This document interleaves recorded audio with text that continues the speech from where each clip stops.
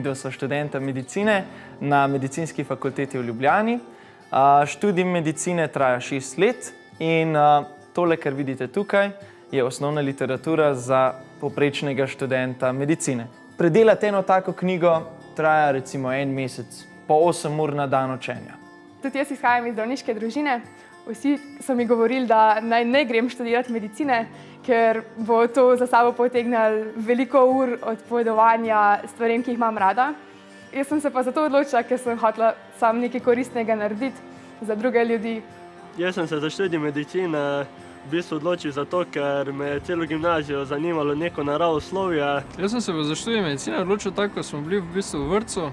Vsi eni hteli biti gasilci, eni so hteli biti astronauti. Pa se je ful fajn zdelo, ko sem prišel, ko mi je kaj bilo, sem prišel k zdravniku, pa je bil tam en gospod, ki mi je znal vse povedati, kaj je z mano, kaj je narobe. Predvsem mi je pri tem študiju najbolj všeč to, da se naučiš pomagati ljudem v stiski. Zdaj študiram 2 izpita, in sicer nevrologijo in pa psihiatrijo. Nevrologija je v bistvu en težjih izpitov na našem faksu. Med drugimi se učim tudi tole, pa tole. Zadnji izpit, ki sem ga opravil, je bila mikrobiologija. Je bilo potrebno kar precej učenja za ta izpit, ker v bistvu, da dojamemo tisto celotno sliko, moraš poznati res veliko podrobnosti.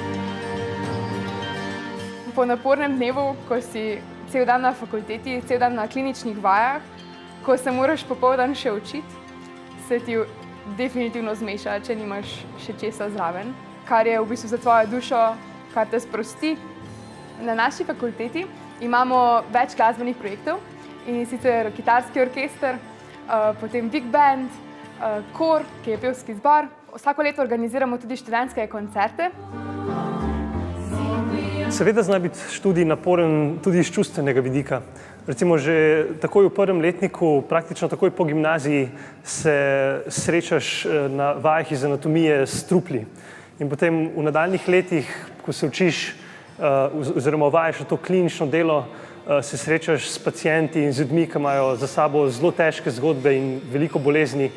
In teh zadev včasih ni najbolj enostavno predelati. Upam pa samo, da bo ostalo to zaupanje v zdravnike, se pravi, da zdravnik je vseeno nekdo, ki prebere veliko več kot pa en članek na internetu. Me pa tudi večkrat žalosti, da ne glede na to, da so kvalitetni zdravniki z dobrim strokovnim znanjem, z lepim odnosom, se mi zdi, da so večkrat vseeno medijsko izpostavljeni tisti, ki nimajo primernega odnosa in se to potencira, dobrih pa se ne pohvali, kot bi bilo potrebno. To ni lahka pot do dobre službe, denarja in ugleda. To je težka pot z ogromno truda, zato da imamo tudi ogromno odgovornosti.